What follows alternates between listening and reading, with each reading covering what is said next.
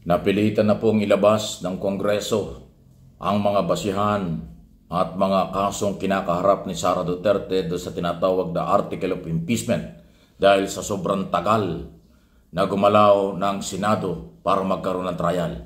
Layunin po na palabas ito ng Kongreso na parang ads ang dating para makarating sa taong bayan ito ang paninindigan ng Kamara. Dahil nga ho sa natatagalan ang dahilan at iniisip na siguro ng Kongreso, baka makalimutan ng taong bayan at itong pinag-uusapang ito dahil nga sa walang trial na nangyayari. At dahil diyan, lumalabas po na parang nagsasagutan na si Congressman Joel Coa, chairman ng Blue Ribbon Committee ng Kongreso, at siya ho ay isa sa mga member ng prosecution panel ng Kongreso rin, harap sa trial, at ang Senate President na si Escudero. Eto, pakinggan po natin itong report na ito. Thank you sa News 5. Isa ho sa mga kasamahan namin sa medyang nakatutok. Katulad din ng inyong lingkod dito sa aking mga trabaho o programa sa radyo, telebisyon at dito sa ating mga channel. Sa gitna ng nakabinbing impeachment trial sa Senado ni Vice President Sara Duterte, naglabas naman ng video ang Kamara para ipaliwanag sa publiko ang patong-patong umanong paglabag ng bise kaya siya inimpeach ng mahigit 200 mambabatas. Idinetalye sa halos 9 na minutong video ang mga articles of impeachment, gaya ng pagbabantanaw ni VP Sara kina Pangulong Bongbong Marcos at ang questionableng paglustay niya sa confidential funds. Kapag gumulong na ang impeachment trial ni VP Sara, hati ang magiging trabaho ng dalawang kapulungan ng Kongreso. Ang Senado ang tatayong impeachment court, habang ang mga mambabatas sa Kamara ang tatayong prosecution. Kaya kahit hindi pa pinal ang target na sa July 30 uumpisahan ng paglilitis, bumuo na ng impeachment secretariat ang Kamara para tumulong sa mga prosecutor para mas mapabilis ang kanilang trabaho. Ay pagpapatunay na ang House ay handa na. Ito po yung magsisilbing mga kasama namin dito, lalong-lalo na sa mga research, sa mga legal research. Nangangamba naman si Chua kung aabutin pa ng 5 buwan bago gumulong ang impeachment sa Hulyo, posible raw kasing malagay sa alanganin ang mga ebidensya at manganib ang seguridad ng mga testigo. Yung tampering of evidence, isa po yan. Pangalawa po, yung mga testigo po natin, syempre yung anxiety ng mga testigo natin mas lalong tumitindi. Sa kabila nito, nanindigan si Escudero na hindi dapat madaliin ang impeachment trial. Kung naiinip na raw ang mga taga-Kamara, dapat Disyembre pa lang, inaksyonan na sana nila ang impeachment para maagang naiakyat sa Senado. Politiko, kung sila hindi nagmadali noon, wala sila sa lugar. Wala silang legal at moral basis na madaliin kami ngayon. Ulitin ko rin, hindi namin to dinadelay, Congressman Chua. Hindi lang namin minamadali. Ayan, no? Nauna nang sinabi ni Congressman Chua na natagalan sa Kamara ang mga reklamo kay VP Sara dahil hinimay pa nila ito at nangalap pa sila ng suporta sa mahigit 300 kongresista. Nagbabalit. Ayan, no? Para sinasabi ni Escudero, wala daw legal basis. Yung sinasabi ng Kongreso tungkol dito sa pagka-delay. Ang legal basis nga dyan, sinasabi nga ng konstitusyon. Sa oras na natanggap nyo ang Article of Impeachment, magbuo na kayo ng impeachment court at mag-trial. Ano sinasabi ni Escudero walang legal basis? Di ba dun sa sinasabi ng saligang batas na kaagad-agad pag natanggap nyo, walang delay, ay mag-resume na? O di ba saligang batas yun? O di ba legal basis yun? Bakit sinasabi nito na walang legal basis daw?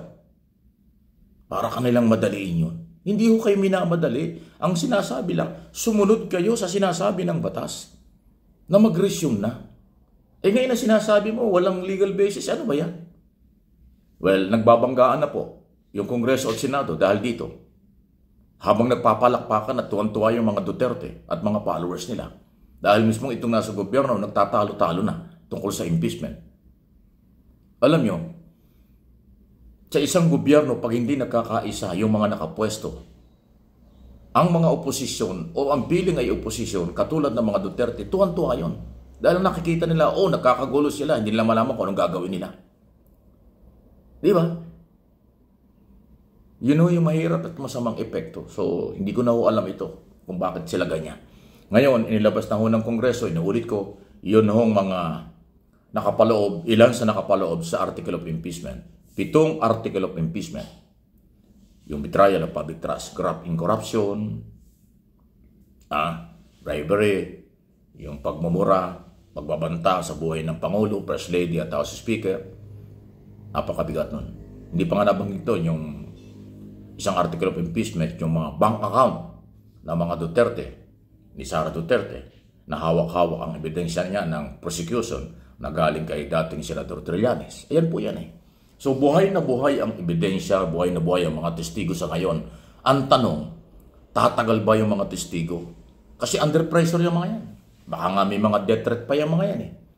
Kaya ba nilang makontrol at makaiwas sila sa mga pagbabanta kung meron man galing sa kampo ng mga madilim ang mga plano? Laban doon sa mga testigong against Sara Duterte. Nakataya ang buhay ng mga testigo. Nakataya na rin po ngayon ang mga dokumento ng mga baka daw matamper na yan o baka mapeke na yan. Di ba? Ang laki po. So, kung sakaling magkaroon ng problema itong impeachment, ang aking kinababahala, baka si Senador Escudero ang ikundina at sisihin ng taong bayan. Kasi wala naman tayo akong naririnig na ibang abogado na sinuportahan si Escudero or kinatigan ng posisyon ni Escudero. Lahat ng abogadong na-interview at nagpahayag ay nadidismaya at nagdidiin. Ang sinasabi ng saligang batas, proceed na kayo, mag-trial na kayo. Walang sinabi ang saligang batas na kayo'y nakareses, hindi kayo pwede magtrabaho. Ang pinapangambangan ng mga gumawa ng saligang batas, pag inabot ng 12 o ng 20 Congress, baka ma-technical, babaliwala ang kaso. Yun po yung isang kinababahala pa.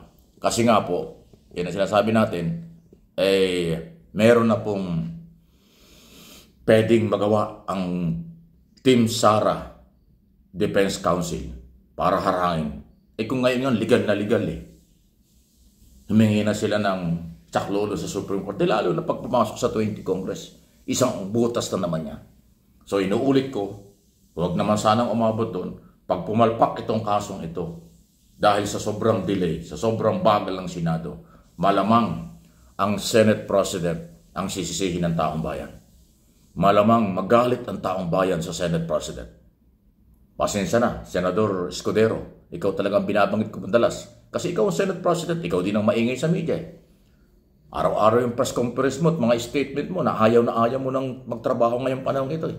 Kaya ikaw talaga dinidiin na pwedeng sisihin pag pumalpak ito na technical o legal na issue. Dahil ayaw nyo magtrabaho mula nang kayo mag-recess ng February, March, April, and May. 4 na buwan. Pero tuloy ang sweldo nyo. Tuloy ang mga allowance nyo. Lahat ng gastos nyo ay pera ng taong bayan. Walang holiday ang gastusan sa inyo. Walang holiday ang inyong mga sweldo at allowance. Pero, nakareses kayo. Wow! Sinong kawawa?